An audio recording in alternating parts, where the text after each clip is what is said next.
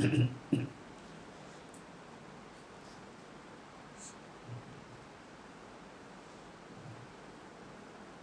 اللہ الرحمن الرحیم نحمدہ ونصلی علی رسولہ الکریم اما بعد اعوذ باللہ من الشیطان الرجیم بسم اللہ الرحمن الرحیم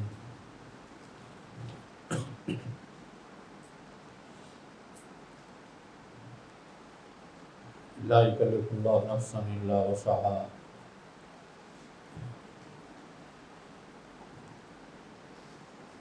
شریعت کے مقاصد کی تقسیم کا ہم ذکر کر رہے ہیں۔ اہل علم نے خاص کر امام شاطبی نے کئی لحاظ سے مقاصد شریعت کی تقسیم کی ہے۔ ان تقسیمات میں سے ایک تقسیم یہ ہے کہ شارع نے جو احکامات دیے ہیں، ہمیں جو شریعت عطا کی ہے،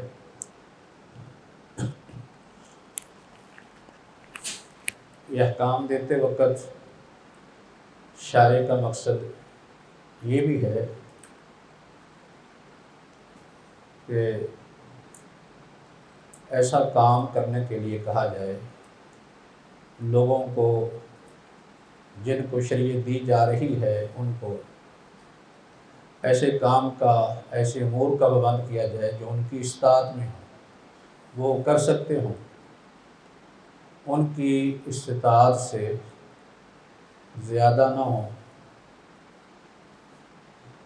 اس کے لیے انہوں نے اصول یہ استعمال کیا ہے کہ القدرۃ علی المکلف بہ شرط،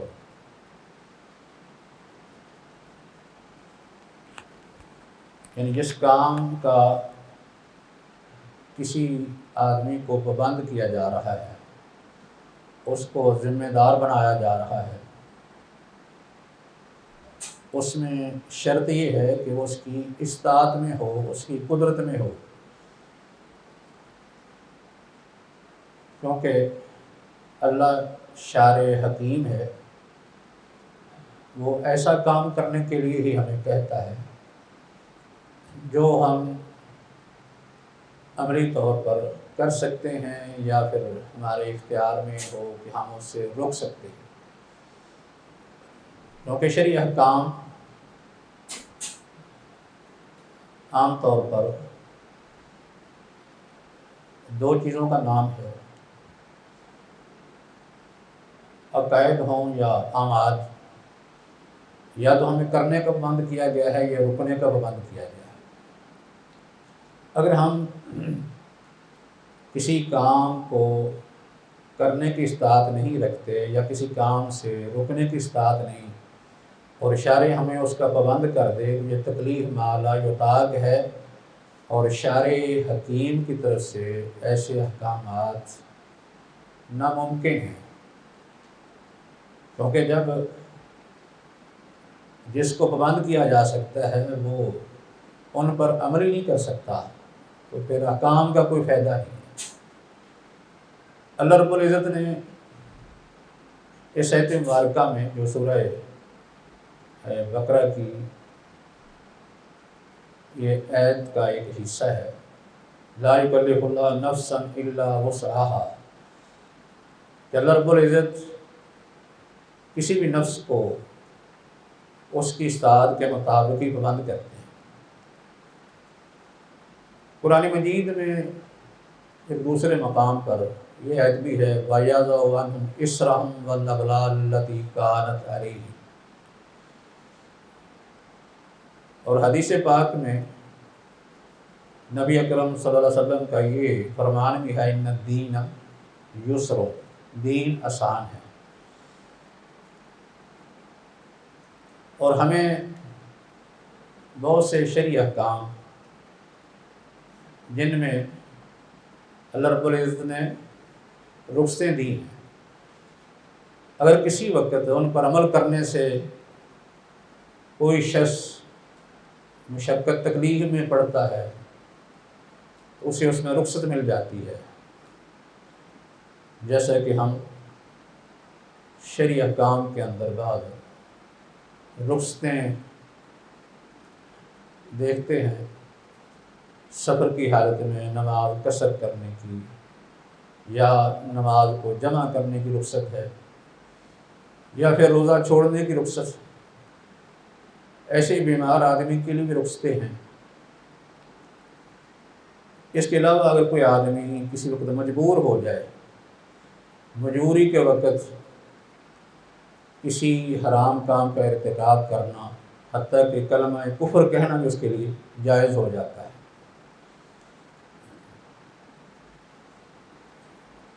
اسی طرح اہل علم کا اجماع ہے کہ شریعت کے اندر ایسا کوئی حکم نہیں دیا گیا جو انسان کی استطاعت میں نہ ہو، وہ کر نہ سکتا ہو، اس کی پابندی اس کے لیے ناممکن ہو، ایسا کوئی حکم نہیں ہے۔ اللہ رب العزت نے جتنے بھی احکامات دیے ہیں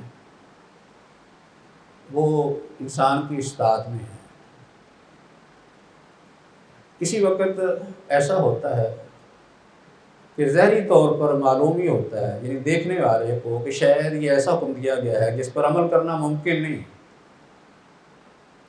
اس وقت اس سے مطلوب وہی چیز ہوگی جو اس کے ساتھ متعلق ہے۔ بعض دفعہ اس کا تعلق اس سے سابقہ چیز کے ساتھ ہوتا ہے، بعض دفعہ آئندہ ہونے والی، جس کو لاحقہ کہتے ہیں، سابقہ اور لاحقہ، اس کے ساتھ ہوتا ہے۔ جیسا کہ قرآن مجید کی آیت ہے وَلَا تَمُوتُنَّ إِلَّا وَأَنْتُمْ مُسْلِمُونَ، کہ تمہیں موت اس حال میں آنی چاہیے کہ تم مسلمان ہو۔ یہ خطاب کیا موت کے وقت ہے کہ موت کے وقت آدمی مسلمان ہو؟ اس لیے اس سے مراد وہ چیز ہوگی جس کا اس کے ساتھ تعلق ہے، یعنی سابقہ چیزیں جن سے انسان مسلمان ہوتا ہے۔ مقصد یہ ہے کہ اسے ہر حالت میں اپنی زندگی میں اللہ سے ڈرتے رہنا چاہیے، زندگی اس طریقے سے گزارنی چاہیے کہ وہ شرعی اوامر کا پابند ہو اور نواہی سے اجتناب کرنے والا ہو، اور ایسی حالت میں اسے موت آ جائے۔ یہ کام پہلے کرنے والے ہیں، عین موت کے وقت نہیں۔ اس لیے شارع کا مقصد یہاں کسی وقت ظاہری ایک چیز ایسی معلوم ہوتی ہے کہ شاید وہ انسان کی استطاعت میں نہیں لگتی، پھر اس سے اس کے سوابق اور لواحق مراد ہوتے ہیں، یعنی حکم سے مطلوب اس سے سابقہ چیزیں، اس کے مقدمات، اس کی تابع چیزیں، یا اس عمل پر انسان کو ابھارنے والی چیزیں، یہ ہوتی ہیں۔ مثال کے طور پر شریعت نے انسان کو جب وہ اجنبی عورت پر نظر ڈالنے سے روکا ہے، اس لیے کیونکہ یہ برائی کا راستہ ہے، برائی بھی منع ہے، یعنی اس طرح برائی کو منع نہیں کیا کہ انسان کے دل میں شہوت ہو ہی نہ، اس طرح منع نہیں کیا، کیونکہ شہوت سے انسان نہیں روک سکتا، اس لیے اس کے مقدمات سے روکا ہے۔ خطاب جو ہے مقدمات کی طرف ہے کہ ایسے اسباب سے آدمی پرہیز کرے جو شہوت کا ذریعہ بنتے ہیں۔ تو خلاصہ اصل یہ ہے کہ انسان ایسے کام کا، ایسے کسی امر کا، ایسے کسی فعل کا مکلف ہوتا ہے جو اس کی استطاعت میں ہوتا ہے۔ اگر استطاعت میں نہیں ہے تو پھر اس کا مکلف نہیں، لیکن استطاعت سے مراد کون سی استطاعت ہے، یعنی کون سی مشقت ہے جس کا شریعت نے ازالہ کیا ہے، اور ایسی مشقت کے وقت اس کو مکلف نہیں بنایا ہے۔ شریعت کے جتنے بھی احکام ہیں ان کے اندر یہ نہیں ہے کہ بالکل کوئی مشقت نہیں، مشقت تو ہوتی ہے احکام کے اندر، لیکن مشقت کی دو قسمیں ہوتی ہیں۔ ایک مشقت وہ ہے جو معمول کی ہوتی ہے، اور ایک مشقت وہ ہے جو معمول کے خلاف ہوتی ہے۔ ایک زائد مشقت ہوتی ہے جس کو مشقت عادی یا مشقت غیر عادی کہا جاتا ہے۔ عادی مشقت وہ ہے عام طور پر انسان اس کو برداشت کرتا ہے، اور یہ مشقت ایسی ہے کہ صرف شرعی احکام میں نہیں بلکہ انسان کو اپنے ہر کام میں برداشت کرنی پڑتی ہے۔ کاروبار کرتا ہے، کاروبار کیا مشقت کے بغیر ہو جاتے ہیں؟ کوئی بھی کاروبار کرے اس میں اس کو کوئی نہ کوئی مشقت اٹھانی پڑتی ہے۔ کوئی آدمی کسی دفتر میں کام کرتا ہے، کسی جگہ پر کوئی ملازم ہے، کھیتی باڑی کرتا ہے، تجارت کرتا ہے، دکانداری کرتا ہے، تو اسے مشقت اٹھانی پڑتی ہے۔ لیکن یہ مشقت کون سی ہے؟ جو معمول کی مشقت ہے، ہر آدمی اس کو برداشت کرتا ہے۔ لیکن کسی وقت مشقت غیر عادی ہو جاتی ہے، معمول سے بڑھ جاتی ہے۔ جب معمول سے بڑھتی ہے تو پھر وہاں شریعت جو ہے وہ رعایت دیتی ہے۔ اگر کسی وقت کسی حکم پر عمل کرتے ہوئے ایسی مشقت بن جائے اس وقت وہاں رخصت مل جاتی ہے، لیکن شریعت کا عام قاعدہ یہ ہے، شارع کا مقصد یہ ہے کہ وہ ایسا ہی حکم دے جو انسان کر سکتا ہے، اس کی استطاعت میں ہے، اس کی استطاعت سے بڑھ کر نہ ہو۔ اس لیے شارع نے ایسے احکامات نہیں دیے جو انسان کے لیے فی ذات ہی ناممکن ہیں۔ مثلا ایک ہی حکم کے بارے میں یہ کہہ دیا جاتا کہ یہ کرو یا نہ کرو، اب آپ ان دونوں پر کیسے عمل کر سکتے ہیں؟ یہ دو متضاد چیزوں کو جمع کرنا نا، کہا جائے کرو یا نہ کرو، دو متضاد اور متناقض چیزوں کو جمع کرنا ممکن نہیں ہے، اس کا شریعت نے مکلف نہیں بنایا۔ تو جہاں مکلف بنایا ہے وہاں اگر اس پر عمل ہو سکتا تو ٹھیک ہے، اگر نہیں ہو سکتا تو پھر اس سے مراد اس کے ثوابت اور لواحق ہوں گے۔ جیسے ابھی مثال دی کہ اللہ نے فرمایا کہ وَلَا تَمُوتُنَّ إِلَّا وَأَنْتُمْ مُسْلِمُونَ، ایسے صرف سمجھنے کے لیے اور مثال حدیث میں آتا ہے لا تغضب، کہ آپ غصہ نہ کریں۔ کیا کوئی شخص ایسا ہے جسے غصہ نہ آتا؟ اس پر عمل کرنا ممکن کہ غصہ نہ کر؟ کہہ سکتا ہے نا کہ غصہ تو یہ ہر آدمی کو آ جاتا ہے، یہ ممکن ہی نہیں ہے کوئی آدمی کسی وقت غصے میں نہ آئے۔ جب غصے کے اسباب پیدا ہو جاتے ہیں تو غصہ آ ہی جاتا ہے۔ پھر آپ نے مگر 3 جو فرمایا لا تغضب، جس آدمی نے آپ سے کوئی وصیت طلب کی فرمایا لا تغضب، اس نے کہا کہ کوئی اور، آپ نے پھر فرمایا لا تغضب، تو کیا کوئی شخص ایسا ہے کہ جسے غصہ نہ آتا؟ اس لیے غصہ تو اسباب پیدا ہوں تو آ ہی جاتا ہے، آدمی اس پر عمل نہیں کر سکتا، اس لیے اس سے مراد اس کے ثوابت اور لواحق ہیں۔ وہ اس طرح پہلے نمبر پر آدمی کو ایسے اسباب سے بچنا چاہیے جو غصہ بڑھاتے ہیں۔ مثلا ایک آدمی کو پتہ ہے نا کہ میں فلاں سے ملوں گا، بات کروں گا تو کیا ہوگا؟ غصہ آ جائے گا، اسے بچنا چاہیے نا کہ پہلے ہی اپنے آپ کو اس سے دور رکھے۔ یہ سابقہ چیزیں ہیں جن سے پرہیز کرے، لیکن اس کے بعد ہے کہ اگر اسباب پیدا ہو گئے، اسے غصہ آ گیا تو بعد میں بند کس چیز کا ہے کہ لا تغضب سے کیا مراد ہوگا پھر کہ بعد میں غصہ آنے کے بعد ایسے کام نہ کرے جس سے اس کے اندر انتقام کا جذبہ پیدا ہوتا ہے، ایسے کاموں کو چھوڑ دے۔ جیسے حدیث میں بھی طریقہ بتایا گیا نا، غصہ آئے تو کیا کرنا چاہیے؟ اس کو ٹھنڈا کرنے کی کوشش کرنی چاہیے، نہ کہ مزید ایسی باتیں کی جائیں، ایسے کام کی جائیں غصہ اور آ جائے، آدمی کسی گلے پڑ جائے، بعد میں اس کے نتائج بھگتتا رہے۔ حدیث میں کچھ چیزیں بیان کر دی گئی ہیں نا کہ غصہ آ جائے، کھڑا ہو تو آدمی بیٹھ جائے، بیٹھا ہو تو لیٹ جائے، یا وضو کر لے، پانی کا استعمال کر لے، اگر بات کر رہا ہے تو خاموش ہو جائے، کسی جگہ بیٹھا ہے دوسری جگہ چلا جائے، اس سے اپنا غصہ کو ٹھنڈا کر سکتا ہے۔ اس لیے اس وقت یعنی لا تغضب سے شارع کی مراد جو ہے اس کے سوابق اور لواحق ہوں گے، کیونکہ غصہ بالکل چھوڑنا یہ ممکن نہیں ہے۔ تو اس لیے شارع نے جو احکام دیے ہیں وہ ایسے ہیں کہ انسان کی استطاعت میں ہیں، ان کو کر سکتا ہے، یعنی جو ممکن نہیں ہے ان کا پابند نہیں کیا، جو اس کی استطاعت میں نہیں ہے۔ جو کام کرنے کے لیے کہا گیا ہے اس کی استطاعت یہ شرط ہے۔ شریعت ایسا کام کرنے کے لیے ہمیں نہیں کہا کہ جس کا انسان خود ارادہ نہیں کر سکتا۔ مثلا شارع نے اس طرح پابند نہیں کیا کہ ہمیں بند کیا جائے کہ فلاں آدمی یہ کام کرے، فلاں آدمی یہ کام کرے، یہ انسان کے اپنے اختیار میں نہیں ہے۔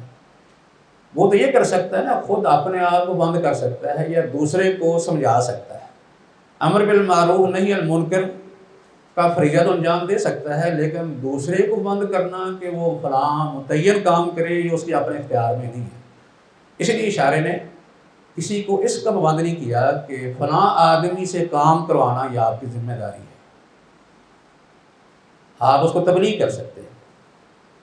ایسے ہی اس میں یہ چیز بھی آ جاتی ہے کہ کچھ انسان کے جو ہے وہ وجدانی اور قلبی میلانات ہوتے ہیں، وجدانی اور قلبی میلانات، ان میں بعض دفعہ انسان اختیار نہیں رکھتا۔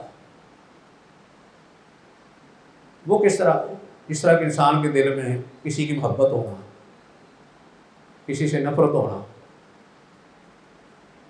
یہ چیزیں یعنی وجدانی قلبی ہے، کسی کا ڈر، کسی کا خوف، اسی طرح کسی کے بارے میں دل کے اندر حسد، مال کی حرص، یہ وہ چیزیں ہیں جو دل میں پیدا ہوتی ہیں، یہ باطنی چیزیں ہیں۔ تو ان سے یہ جو دلی میلانات ہیں دو قسم کے ہیں۔ ایک تو وہ ہیں کہ جو انسان کے اختیار میں نہیں ہے، جو انسان کے اختیار میں نہیں، شریعت نے ان کا اس کو بند نہیں کیا۔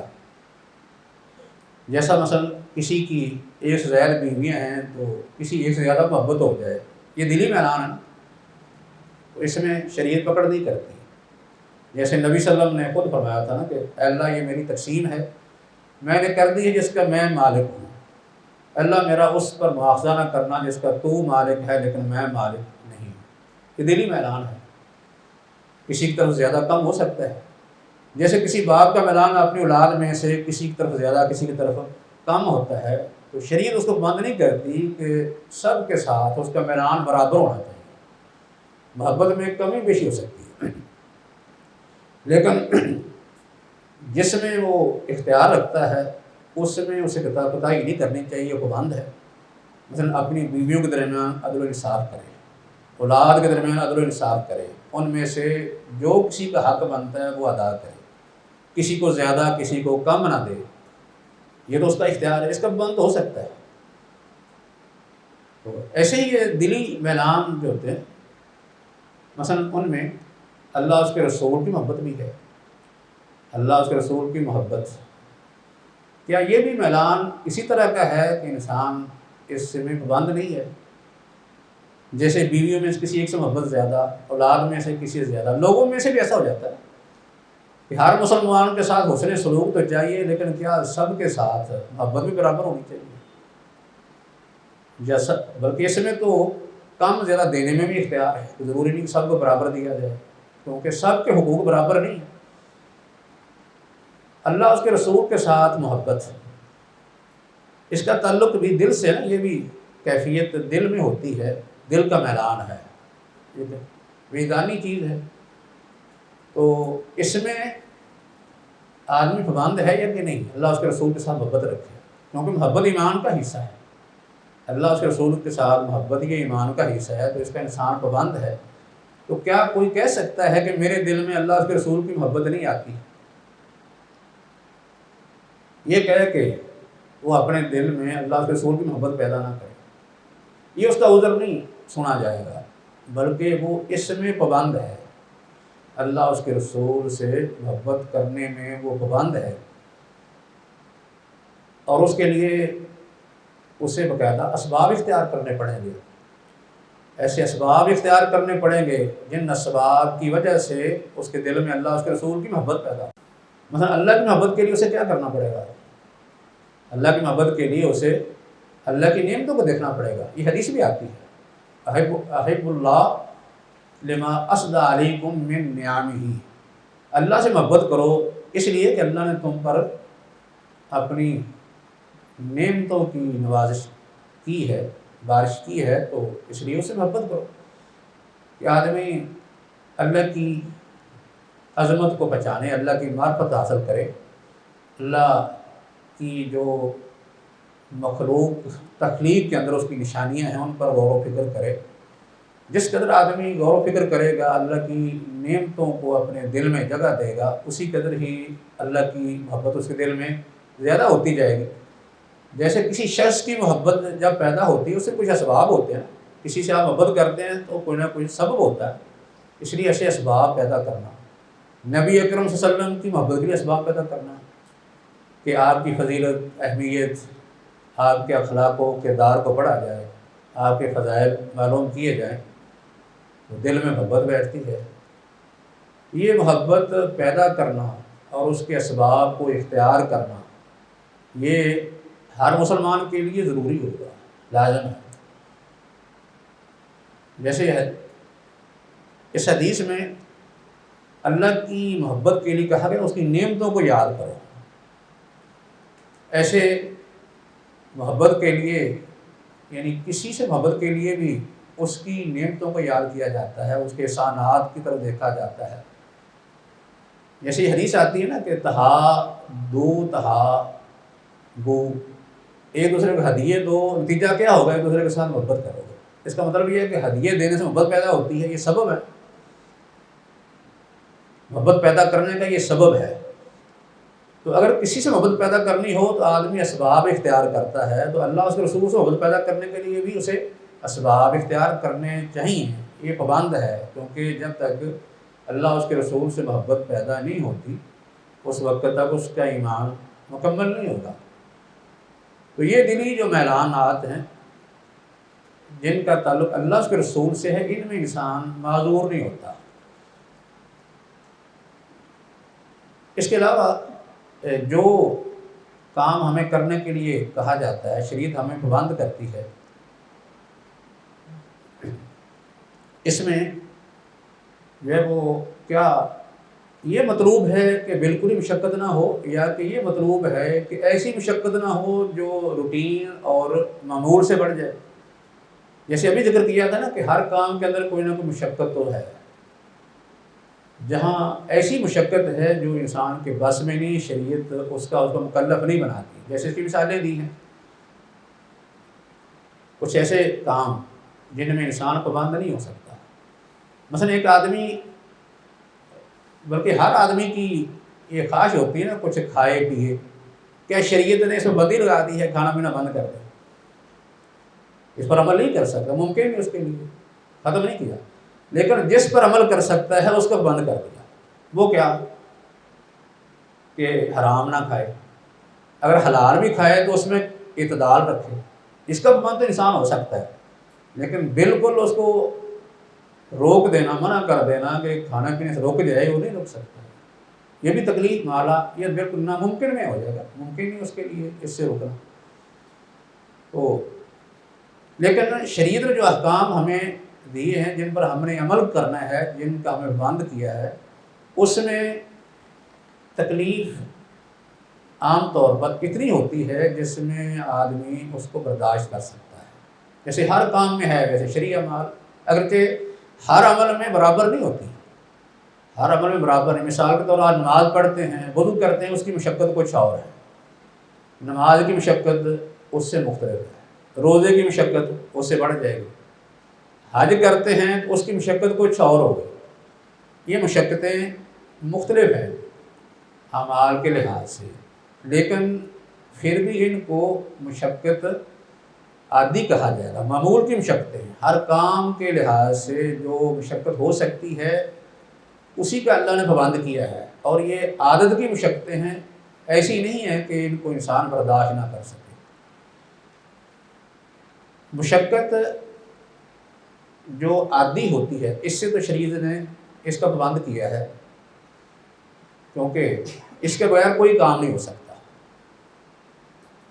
لیکن یہ جو مشقت ہے کام کے اندر ہے، یہ بھی فی ذات ہی مقصود نہیں ہے شریعت کے اندر، کہ شارع کا مقصد ہو کہ کسی آدمی کو صرف تکلیف دی جائے، تنگ کیا جائے، یہ مقصد نہیں ہے۔ مقصد کیا ہے؟ مقصد تو وہ کام کروانا ہے نا جس کا بند کیا جا رہا ہے، وہ کام کروانا مقصد ہے، اور اس کے پیچھے بھی مقصد ہے۔ وہ کیا؟ اس کام کرنے کے نتیجے میں انسان کا اپنا فائدہ ہے۔ کہ شارع نے جو احکامات دیے ہیں، ہم نے یہ پڑھا ہے نا کہ اس کے پیچھے کوئی نہ کوئی مسلط ہے، مسالے کا لحاظ رکھا گیا ہے۔ اس لیے شارع نے کسی حکم کا ہمیں پابند کیا ہے تو اصل اس حکم کا پابند کرنا مقصد ہے، اس کے جسم کو تکلیف دینا مقصد نہیں ہے۔ لیکن اس عمل تک پہنچنے کے لیے کیونکہ کچھ نہ کچھ تکلیف برداشت کرنا پڑتی ہے، اور وہ ایسی تکلیف ہے، ایسی مشقت ہے جو روٹین کی، معمول کی ہے، اس لیے برداشت کرے گا، اور اس کے بعد جو وہ کام کرے گا اس کے پیچھے بھی اس کا ہی کوئی نہ کوئی فائدہ ہے، مصلحت ہے اس کے لیے، دنیا کی آخرت کی۔ اس لیے اصل مقصد تکلیف دینا نہیں ہے۔ اگر کوئی شخص جو ہے وہ یہ سمجھتا ہے کہ جسم کو تکلیف دینا شارع کا مقصد ہے تو شارع کے مقاصد کے خلاف چل رہا ہے۔ مثلا کوئی آدمی جان بوجھ کر شکل کا کام کرے اس لیے کہ مجھے اس پر ثواب ملے گا، اس کو ثواب مل جائے گا، اس طرح کہ آج کل لوگ کرتے ہیں۔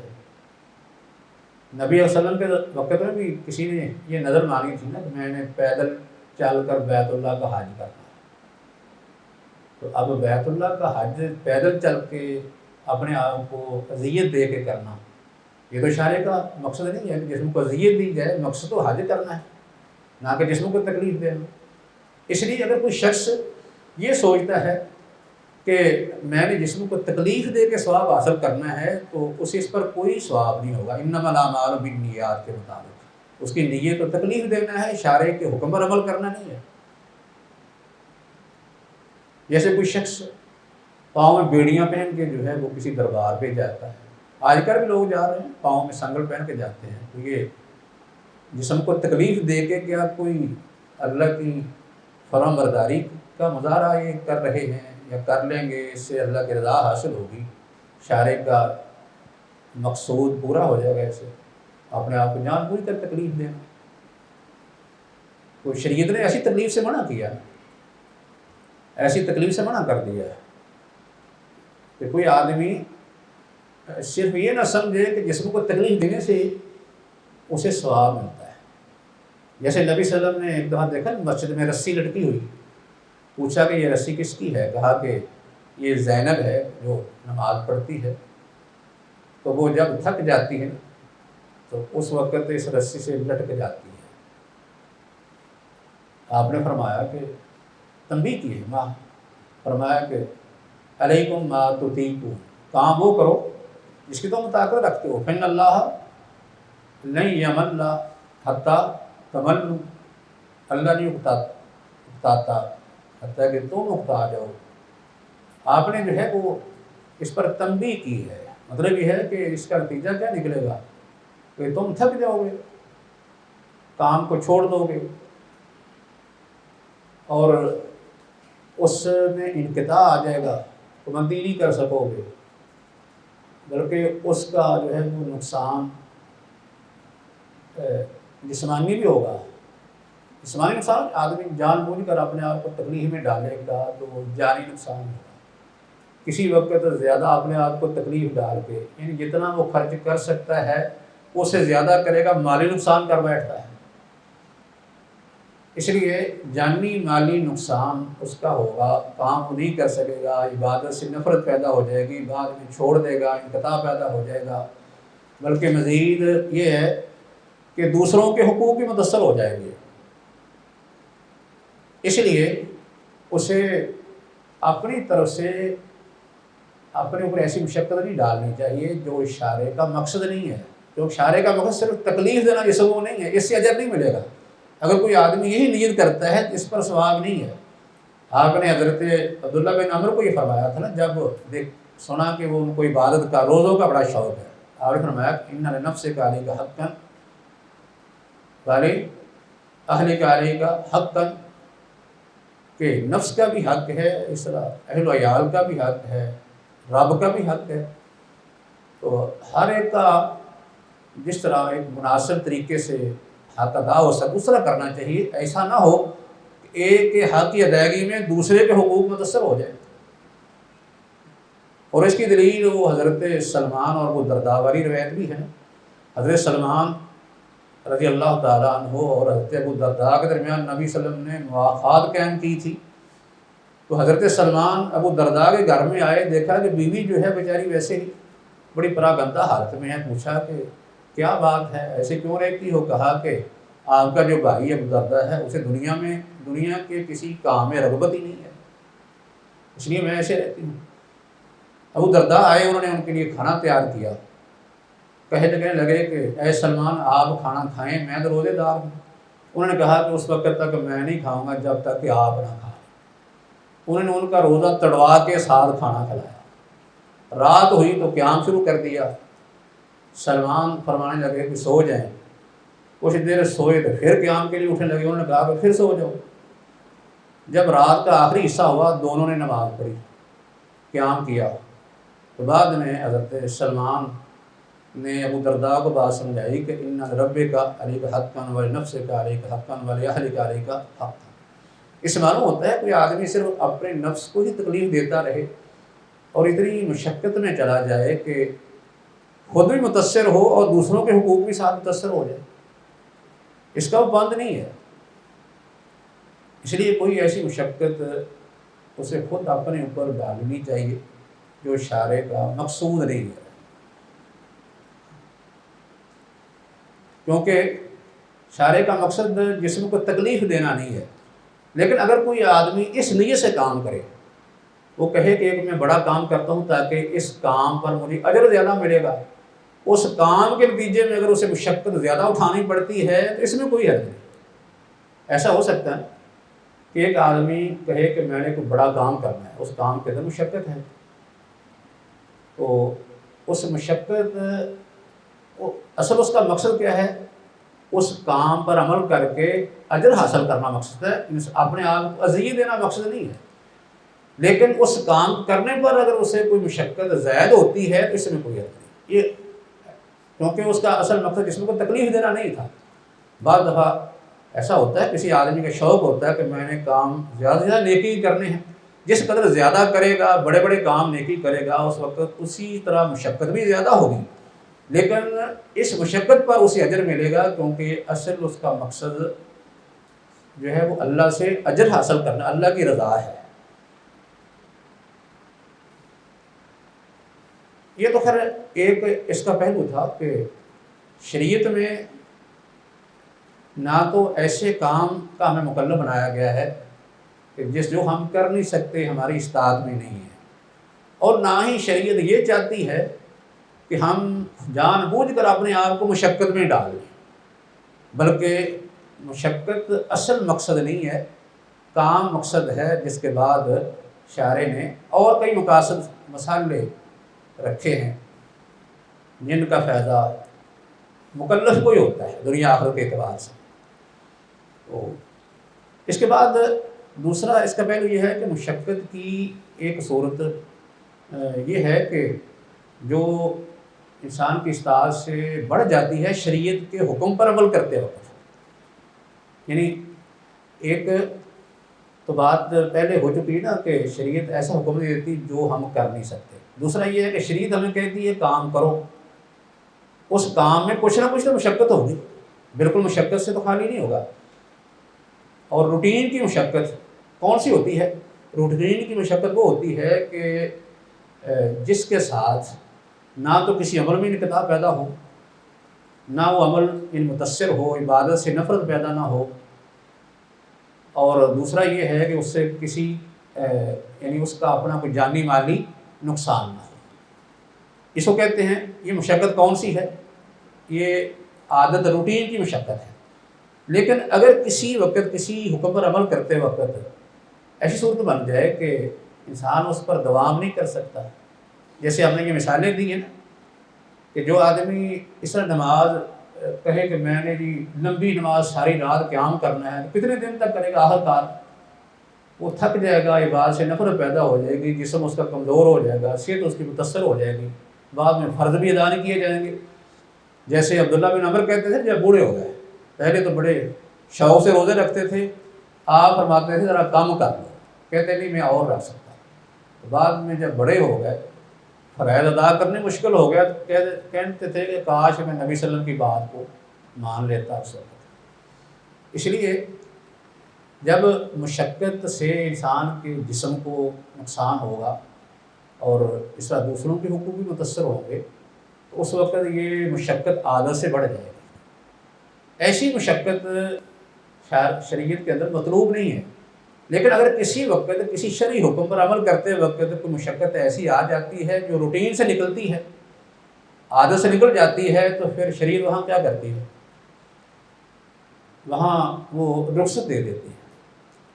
جیسے یہ رخصتوں کی مثالیں ابھی ذکر کی تھی کہ ایک آدمی جو سفر میں ہے، تو سفر کی کیونکہ ایک مشقت ہے، یہ ذرا روٹین سے بڑھ جاتی ہے، اس میں اس کو روزہ چھوڑنا، یعنی فرض روزہ چھوڑ سکتا ہے، بعد میں قضا کر لے، یا پھر نماز میں دو نمازوں کو جمع کرنا، یا نماز قصر کر سکتا ہے۔ اس طرح باقی بھی رخصتیں ہیں۔ اگر کسی وقت آدمی کسی جگہ پھنس جائے کہ کھانے پینے کے لیے کچھ نہ ملے، تو پھر وہ کسی حرام چیز کو کھا کے یا پی کے اپنی جان بچا سکتا ہے۔ ایسے ہی اگر کسی کو کلمہ کفر پر مجبور کر دیا جائے مثلا، اس میں اس کے لیے رخصت ہے نا، کلمہ کفر کہہ سکتا ہے جان بچانے کے لیے۔ ویسے تو وہ کلمہ اسلام کا پابند ہے، اسلام پر قائم رہے، کلمہ کفر نہ کہے، لیکن اگر کلمہ اسلام پر پابند رہنے سے اس کی جان کو خطرہ ہے، تو وہاں اس کے لیے رخصت ہے۔ لیکن ان میں سے کچھ کام، مثال کے طور پر ایک تو یہ کلمہ کفر والا مسئلہ ہے، دوسرا امر بالمعروف نہی عن المنکر۔ کوئی آدمی جو ہے وہ اگر امر بالمعروف اور نہی عن المنکر کا فریضہ سر انجام دیتا ہے، تو اس کی جان کو خطرہ ہو، تو پھر اس کے لیے رخصت ہے نا کہ وقتی طور پر خاموش ہو جائے، یہ رخصت استعمال کر سکتا ہے۔ لیکن اگر وہ شخص عزیمت پر عمل کرتا ہے، مثلا ڈٹ جاتا ہے کہ میں نے یہ بات کہیں نہیں کہنی ہے، خواہ جان چلی جائے، اور جان چلی جاتی ہے تو وہ اللہ کے ہاں شہید ہے۔ اسی طرح اگر کلمہ کفر نہیں کہتا بلکہ اس پر قائم رہتا ہے، کہتا ہے کہ میں نے ادا نہیں کرنا، تو وہ بھی شہید ہے۔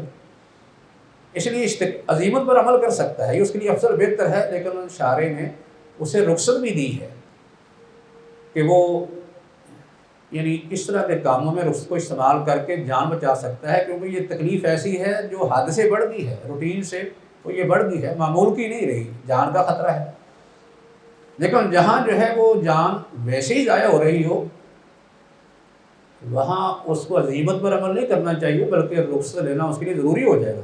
جیسے بھوکا مر رہا ہے تو وہاں اسے چاہیے نا کوئی حرام چیز کھا کے جان بچا لے، نہ کہ یہ کہے کہ میں نے حرام نہیں کھانا، جان دے دینی ہے، اس کی موت تو شہادت کی موت نہیں بنے گی۔ تو اس لیے لیکن یہ انفرادی طور پر ہے، انفرادی طور پر اگر کوئی شخص رخصت استعمال کر لے تو پھر اس کو یعنی اجازت ہے، حتیٰ کہ کلمہ کفر میں، امر بالمعروف اور نہی عن المنکر میں۔ لیکن اگر مسئلہ جو ہے وہ کوئی اجتماعی بن جاتا ہے، اس وقت یعنی فرض کفایہ کی حیثیت سے یہ ضروری ہو جاتا ہے مجموعی طور پر، یعنی کسی وقت کلمہ حق کہنا ضروری ہو جائے اور کوئی بھی کہنے والا نہ ہو، تو پھر فرض کفایہ کی حیثیت سے ضروری ہو جاتا ہے، خواہ کسی کی جان چلی جائے، پھر رعایت نہیں ہے۔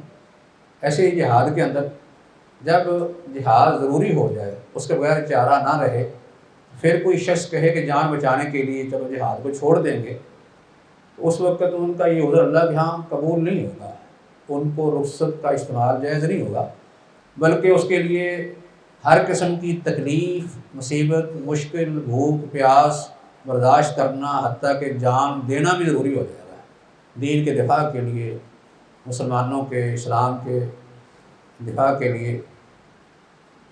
کیونکہ اگر یہ ایسا نہیں کریں گے تو پھر نقصان اجتماعی ہے، اجتماعی نقصان ہے. جبکہ جان چلی گئی تو یہ نقصان اس کا انفرادی ہے، انفرادی نقصان پر اجتماعی نقصان کو مقدم کیا جائے گا، اس کو اہمیت دی جائے گی. اس لیے اگر امر بالمعروف کا کوئی مسئلہ ایسا بنتا ہے کہ حق کو واضح کرنا کسی ظالم کے سامنے ضروری ہو جاتا ہے فرض کفایہ کی حیثیت سے، کوئی اور کرنے والا نہیں ہوتا، تو پھر کسی نہ کسی کو تو کرنا ہی پڑے گا. اگر نہیں کریں گے تو گنہگار ہے. ایسے جہاد کے اندر بھی یہ تکلیفیں برداشت کرنی پڑیں گی، اگرچہ یہ روٹین سے کچھ زیادہ ہو گئی ہیں، بڑھ گئی ہیں، پھر بھی ان کو برداشت کرنا پڑے گا.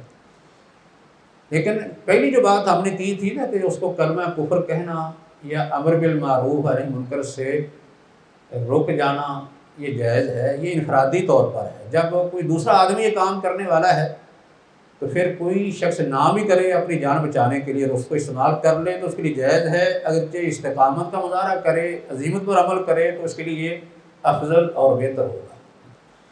اور اس طرح کر کے یہ مشقت کی صورت یہ جو روٹین سے بڑھ جاتی ہے، احکام کے اندر جب بڑھتی ہے تو وہاں اس کو کوئی نہ کوئی رخصت مل جاتی ہے، تو اس کو استعمال کرتا ہے، تو اس وقت تو حکم اس کی استطاعت میں آ جاتا ہے. اگر کسی وقت ضرورت کی بنیاد پر روٹین سے زیادہ مشقت آ جائے تو اس کو برداشت کرنا بھی ضروری ہو جاتا ہے. یہ فرض کفایہ کی حیثیت ہے، یہ فرض عین کی حیثیت سے نہیں ہوتا، کیونکہ ایک بڑا اعلیٰ مقصد حاصل کرنے کے لیے ایسا ہو جاتا ہے. تو ایسے ہی جو ایک مشقت وہ ہوتی ہے جو انسان کی خواہشات کے خلاف بھی ہوتی ہے، خواہشات کے خلاف ایک مشقت ہوتی ہے. مثلا کوئی آدمی جو ہے اپنی خواہشات کا پابند ہے، اسے خواہشات کو چھوڑنے سے مشقت ہوتی ہے. کیا شریعت اس کا پابند نہ کرے انسان کو؟ اس کا پابند ہے نا. وہ کہے کہ میری تو خواہشات ہیں، میں تو ان کو چھوڑ نہیں سکتا، اگر میں چھوڑوں گا تو یہ تکلیف مالا اطاعت بن جائے گی. یہ اس کا عذر نہیں ہے. قرآن کہتا ہے نا افرأیت من اتخذ الہہ ہواہ، اپنی خواہش کو چھوڑنا یہ بھی بڑا مشقت کا کام ہوتا ہے. ویسے دیکھنے میں آسان لگتا ہے نا کہ اپنی خواہش کو چھوڑنا تو مشکل نہیں ہے، لیکن خواہش کو چھوڑنا آسان نہیں ہوتا. ایک آدمی شراب پیتا ہے تو اس کے لیے چھوڑنا کوئی آسان نہیں ہے. حقہ پینے والا، سگریٹ پینے والا وہ چھوڑتا ہے، اسے بڑی تکلیف ہوتی ہے. اگر آدمی کو بعد کفر کو چھوڑنا، شرک کو چھوڑنا یہ بڑا مشکل ہوتا ہے. آپ نے یعنی دین کو چھوڑنا آسان نہیں ہے. اس لیے آپ دیکھتے ہیں نا کہ نبی صلی اللہ علیہ وسلم کے وقت میں مشرکین نے اپنا جانی مالی نقصان کر لیا ہے، لیکن اسلام کو قبول نہیں کیا، کیونکہ خواہشات کو نہیں چھوڑ سکتے تھے. خواہشات کو چھوڑنے کی جو مشقت ہے وہی برداشت نہیں کر سکتے تھے. ایسے یہود نے بھی کیا. یہود نے مدینہ کے اندر اپنا جانی نقصان کر لیا، مالی نقصان کر لیا، لیکن دین کو قبول نہیں کیا. اس لیے یہ خواہشات کی مشقت تھی جو کہتے تھے کہ ہم اسے برداشت نہیں. مشقت جو ہے اس کا کوئی اعتبار نہیں کہ شارع جو ہے وہ اس مشقت کا بھی لحاظ رکھے اور انہیں شریعت کے احکام کا پابند نہ کرے. تو بہرحال اس طرح کر کے اسلام کا نتیجہ یہ نکلتا ہے کہ اسلام کے اندر جو احکامات ہیں ان کے اندر اعتدال ہے، میانہ روی ہے. یعنی نہ تو اس کا مطلب یہ ہے کہ بالکل ہی مشقت نہیں، تو نہ اس کا مطلب یہ ہے کہ ایسی مشقت جو انسان کی استطاعت میں نہ ہو، روٹین کے خلاف ہو. اس مشقت کے ساتھ آدمی دین پر عمل نہ کر سکتا ہو، ایسی مشقت نہیں، بلکہ اس کے اندر اعتدال ہے، وسطیت ہے. یہ امت جو ہے یہ وسط ہے، یعنی کہ اس کے احکام جو ہیں ان کے اندر میانہ روی ہے، اعتدال ہے.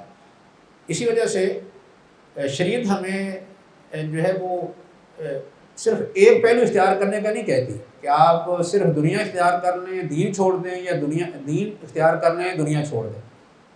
جیسے کہ جب نبی اکرم صلی اللہ علیہ وسلم نے دنیا کی مذمت کی، کوئی صحابہ نے بالکل دنیا چھوڑنے کا ارادہ کر لیا. میں جس طرح کہ 3 صحابہ کا واقعہ ہے، ایک نے کہا کہ میں جو ہے وہ ساری رات قیام کروں گا اور دن کے وقت روزہ رکھوں گا. ایک نے کہا کہ روزہ ہی رکھوں گا، کبھی نہیں چھوڑوں گا. تیسرے نے کہا کہ میں نے شادی نہیں کرنی. تو یہ کس لیے تھا؟ انہوں نے سمجھا کہ دنیا مذموم ہے، ہم نے دنیا اختیار ہی نہیں کرنی. لیکن نبی صلی اللہ علیہ وسلم نے ان کا جو ہے وہ رد کیا ہے، اس کو قبول نہیں کیا. آپ نے فرمایا ہے کہ شریعت کا مقصد جو ہے وہ یہ نہیں کہ دنیا بالکل ہی چھوڑ دی جائے. یہ دین جو ہے اعتدال کا دین ہے، وسطیت ہے اس کے اندر، میانہ روی ہے. اس لیے چھوڑ کے کیسے چل سکتے ہیں؟ تو اس لیے آپ نے فرمایا کہ میں بھی تم سے زیادہ اللہ سے ڈرنے والا ہوں، یعنی اللہ سے زیادہ ڈرنے والا ہوں، تم سے زیادہ علم والا بھی ہوں، اللہ سے ڈرنے والا بھی ہوں. اور میں روزہ بھی رکھتا ہوں، چھوڑتا بھی ہوں، نماز بھی پڑھتا ہوں، آرام بھی کرتا ہوں. میں نے عورتوں سے شادی بھی کی ہوئی ہے. وَأَنَا رَاغِبٌ عَنْ سُنَّتِي فَلَيْسَ مِنِّي. لیکن دوسری طرف ساتھ یہ بھی کہہ دیا کہ آپ دنیا کو اس طرح اختیار نہ کریں کہ آپ دنیا کے بندے بن جائیں، عبد درہم اور عبد دینار ہی بن جائیں. اس لیے تنبیہ بھی کر دی کہ اللہ نے دنیا کی نعمتوں سے فائدہ اٹھانے کی اجازت دی ہے. انما اموالکم واولادکم فتنہ. لیکن یہ بھی لحاظ رکھنا ہے کہ مال اور اولاد یہ فتنہ ہے، اس میں پڑھ کے کہیں اپنا دین جو ہے اس کو تباہ نہ کر دینا. اس لیے شریعت نے ہمیں درمیان میں رکھا ہے، نہ اس کے اندر رحمانیت کا دنیا کو بالکل چھوڑ دیا جائے، تو نہ ہی اس کے اندر جو ہے وہ اس قدر دنیا کو غالب کر دیا گیا ہے کہ آدمی دنیا کا ہی بندہ بن جائے، جس کو دنیا دار کہتے ہیں کہ دنیا دار دنیا میں اس قدر مگن ہو جائے کہ دین کو بالکل چھوڑ دے، نظر انداز کر دے. اسلام جو ہے وہ اعتدال میانہ روی کا دین ہے. تو برحال یہ اصل اس سے شرط کا سمجھنے خلاصہ ہے جو شریعت کا ایک مقصد ہے کہ شارع نے احکام دیتے وقت یہ مقصد سامنے رکھا ہے کہ ایسے احکام دیے جائیں جو مکلف کی استطاعت میں ہوں، ایسا کام کرنے کے لیے کہا جائے، ایسا عقیدہ اختیار کرنے کے لیے کہا جائے جو وہ کر سکتا ہے، اس کا پابند ہو سکتا ہے، اس کی ذمہ داری وہ پوری کر سکتا ہے. وما علینا الا البلاغ. ہاں جی. زندگی شعور سے. الحکمہ انٹرنیشنل.